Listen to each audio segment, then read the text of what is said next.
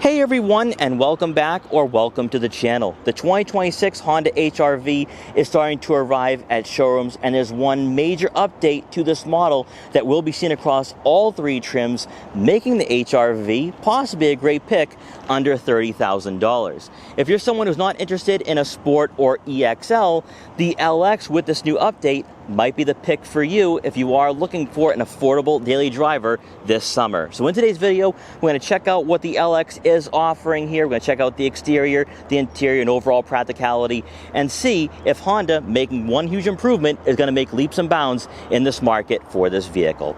Now, before we get in this video, I want to give a huge shout and thank you to Atamian Honda here in Tewksbury, Massachusetts, for letting come down here to check out the Honda HR-V LX. Their link will be in the description below, so you can check out their extensive Honda inventory. So as always, let's begin with that pricing. For the 2026 Honda HR-V LX, you're looking at a starting cost of just over $26,000. Now that is with front-wheel drive. All-wheel drive is optional once again for this model, and that will tack on a few $100s to the price tag, pushing the HR-V we have today over 27 grand. But I do think it's totally worth it because with the all-wheel drive system, you have better year-round capability and versatility. Now the 26 model year is going to be considered a mid-cycle refresh, but no changes to the front and rear faces, especially for the LX. There are some new color options on higher trims, and at least for the LX, there is one difference, and that is the all-new 17-inch alloy wheel design, which is a huge change compared to prior model years. Now this will be seen across all three trims. The Sport and EXL get new wheel designs as well, making this vehicle look a bit more modern compared to last year, and also differentiating the different model years. Now up front, you are going to have the same headlight design here, same grille, and for the lower portion of the front bumper, some cladding, which on higher trims will be gloss black, so a bit more of a sportier and more streamlined appearance to this model if you do go with the Sport or EXL. Now also, I do like the fact that this model still looks contemporary, has that sporty nature, and I think a lot of it's going to boil down to the fact that its size is going to play a huge role if you're looking for a family-friendly option in this segment and price range. Then briefly taking a look at the side profile, you are going to have those 17-inch alloy wheels, which again looks really nice, and they're wrapped in Michelin tires. If you're someone concerned about interior insulation, 17s will be the way to go along with the LX trim, whereas the EXL has 18s, and that might create a bit more road noise, especially for a subcompact crossover. Much like we saw for the 2025 model, you'll have cladding around the wheel arches, letting you know you can take this vehicle off-road theoretically, and that will deflect the road salt and debris that you will be encountering throughout the winter months. You're also going to have body color matched side mirror caps, but no turn signal indicators. Not much of a surprise there. Also, no roof rails. Then as you make your way around to the back, like I said before, no changes here aesthetically. Same taillight design, same sport back look as well with that sloping roof line, and then you have cladding for the rear fascia. Now with the Sport trim, you are going to have a visible exhaust outlet for that bumper, whereas for the LX, it's tucked beneath the bumper for that cleaner appearance. The only thing that is different here for the LX trim, which really isn't noteworthy in the grand scheme of things compared to what we are going to find for the interior, is the fact that you are going to have a rear privacy glass, giving you a sleeker appearance to the HR-V. And then while we're back here, if this is your first time taking a look at the HR-V, let's talk about that cargo area. Now, with the LX, you're not going to receive a power liftgate. It's also pretty rare to find that at around $26,000 to start. But inside, behind the second row seats, you're looking at right around 24.5 cubic feet of room that would outclass a lot of subcompacts in this market, like the Subaru Crosstrek and Mazda CX-30, for example. If you are someone who does go on the road and you travel frequently, you can easily store 8, 9, 10 bags of luggage back here. This is far more practical than a hatchback, aside from the Civic hatchback, which is one of the most practical hatchbacks we have ever seen in this market. But if you're someone looking for a vehicle with all-wheel drive, the ground clearance, and the interior space, you're going to have that here with the HR-V. You're also going to have some side pockets here where you could probably store some water bottles, car detail equipment, or maybe even a first aid kit.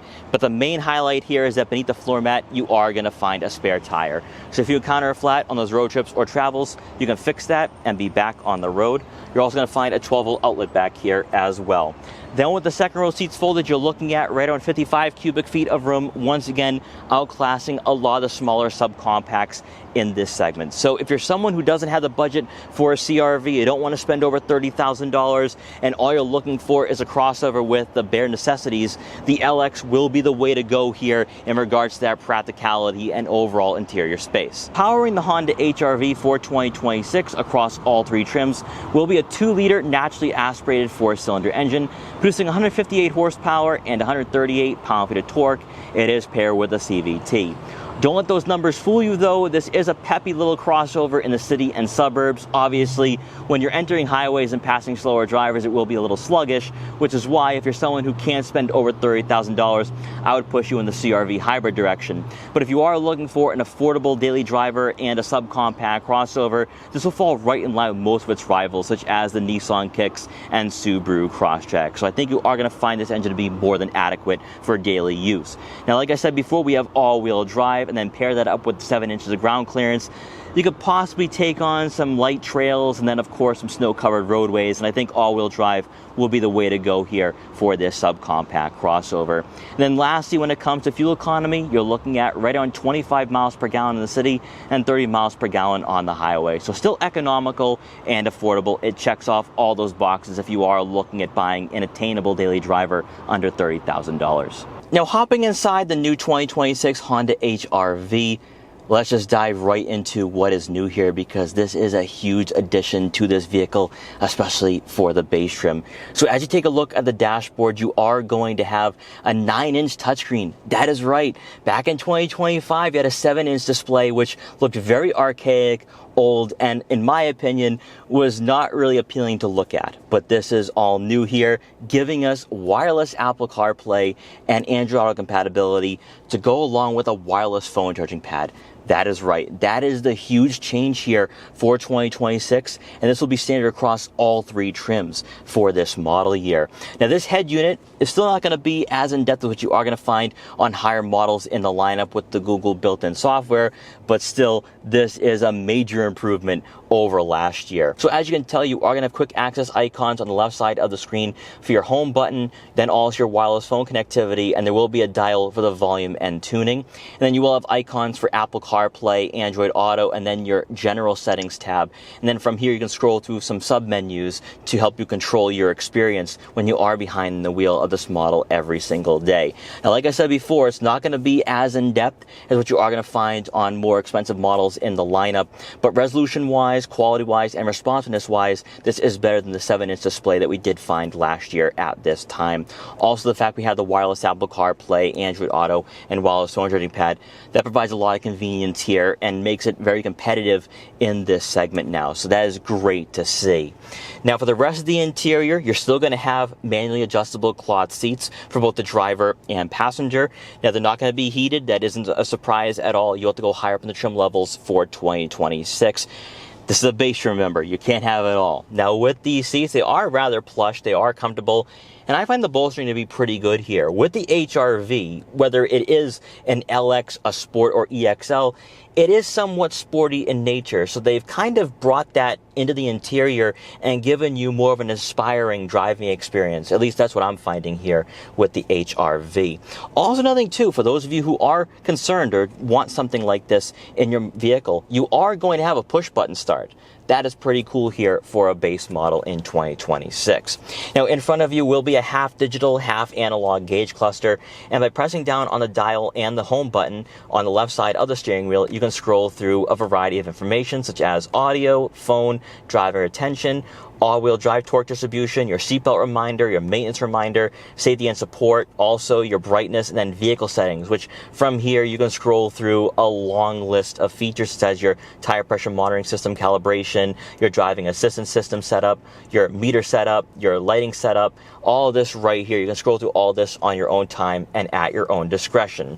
Now, no surprises here. You're not going to have a leather-wrapped steering wheel with the LX. You'll have aggressive 10-2 and firm 9-3 grips, also no paddle shifters, since we have a CVT, and this is not going to be a sporty model in that way.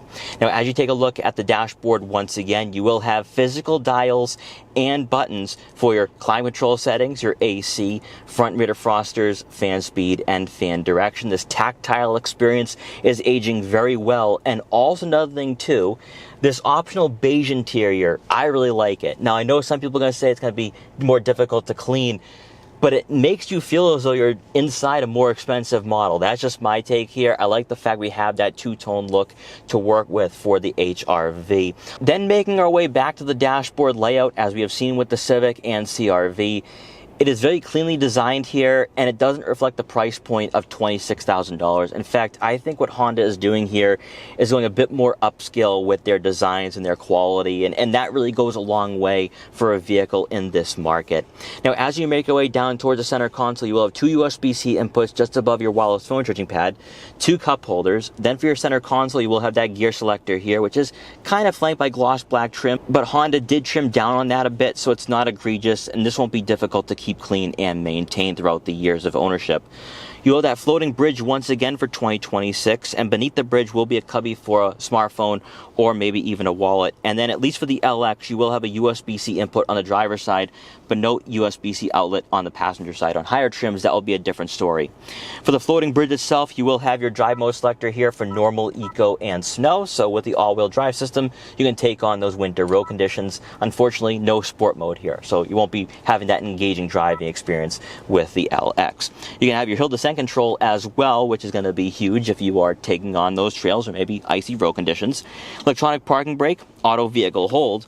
Then for the standard storage compartment, it is actually rather deep. For a subcompact crossover like this, a lot of vehicles in this market don't have deep storage compartments, but I think you can try putting in some smaller water bottles, most certainly some smartphones, wallets, and other smaller tech gadgets.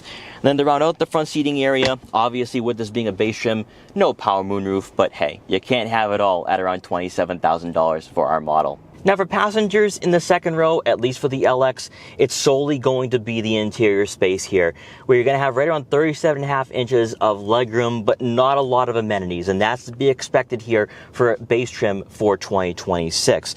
Now, legroom-wise, this is very competitive with a Mazda CX-30, Subaru Crosstrek, Nissan Kicks, so if you're looking for a decently sized subcompact crossover that doesn't feel too small, too cramped, you're gonna like it here with the HR-V. Also, shoulder room wise, it's not too bad. You're not gonna be dealing with some claustrophobic aspects here to the HR-V.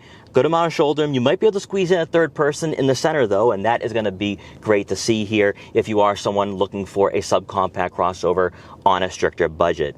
Now sadly though, this is where it all begins to end, because for one, you don't have two center mounted air vents or even USB-C outlets here for the center console, and you won't have two cup holders either. So that is one thing to keep in mind here. But for that headroom, plenty of it, so the interior space is going to be a major selling point here for the HR-V. So guys, I hope you enjoyed this quick review for the 2026 Honda HR-V LX. If you did, please like, comment, share, and subscribe for more, and I will see you guys next time.